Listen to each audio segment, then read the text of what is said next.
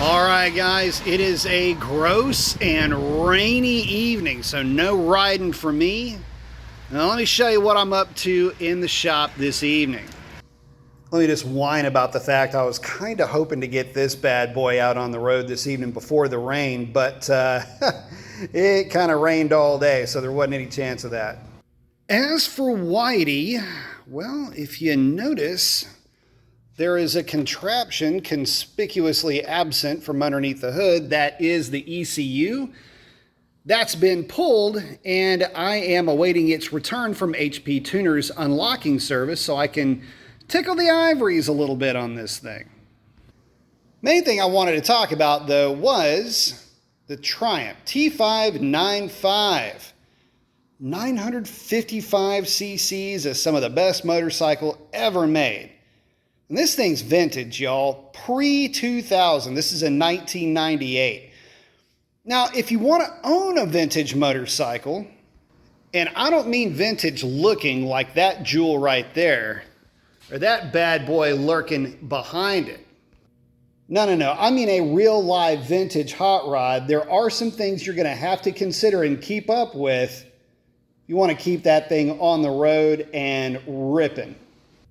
Yeah, so outside from general maintenance, if you want to buy a bike of this vintage, check the gas tank, and if it's a nylon or plastic tank, you might want to try a different one. These Triumphs have a plastic tank. See that little guy right there, that screw? Yeah, and that little devil there. Oh, and before I forget, nestled deep down in there, yeah, those are the vent tubes for the gas tank.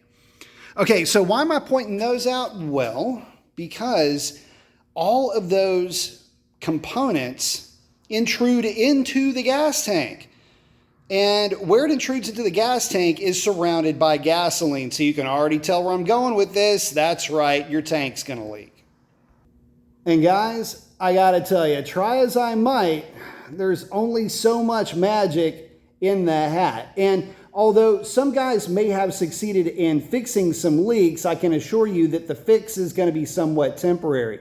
I've tried the epoxy thing, and that kind of worked, but then it didn't.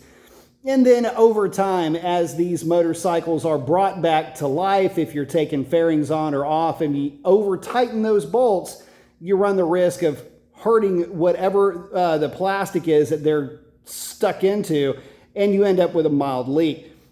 RTV seems to be the fix. Now, it's not the most glamorous. You basically end up using the RTV the same way that you would use a thread locker, if you will.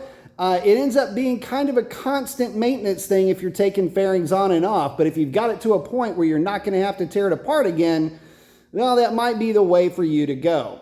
Because they ain't making new gas tanks for these bikes. And, well, I hate to say it, but over time, it's just going to get worse. So if you're thinking about buying one of these bikes, it might be something to consider.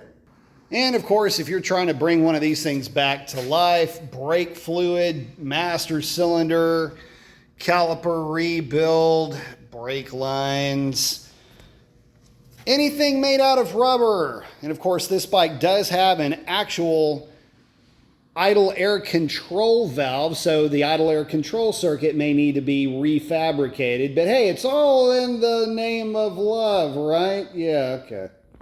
Aside from that, guys, it's the normal maintenance type of stuff. Bearings are going to need to be greased.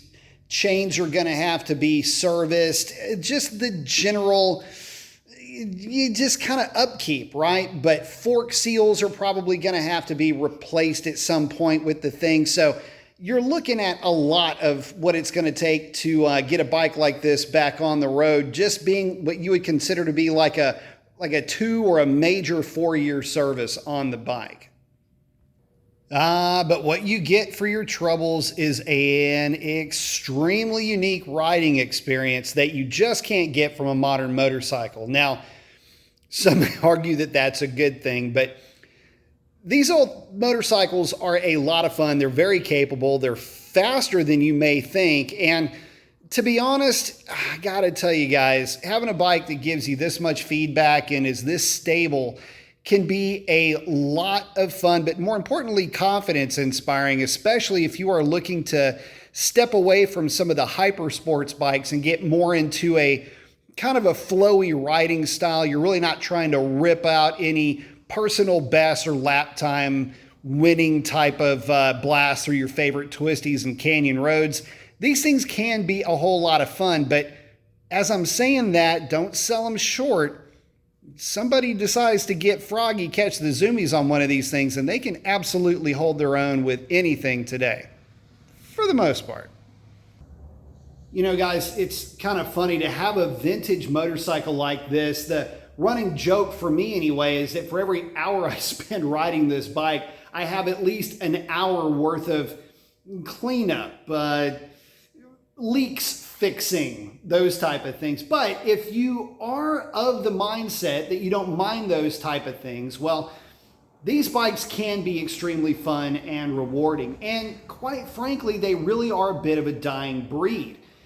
And I mean that quite literally. Motorcycling today really doesn't have motorcycles like this to fall back on. There's some that are close though. The Ducati 955, that Panigale with about 155 horsepower, that's about as close to motorcycles of this vintage that you can get today. Other motorcycles like the Kawasaki Z900RX, when properly modified, get you pretty close to that same feel too. Well, I mean, like modified, like everything you can do to it that isn't cracking open the seal. That's what it's going to take to get roughly this kind of horsepower out of that bike.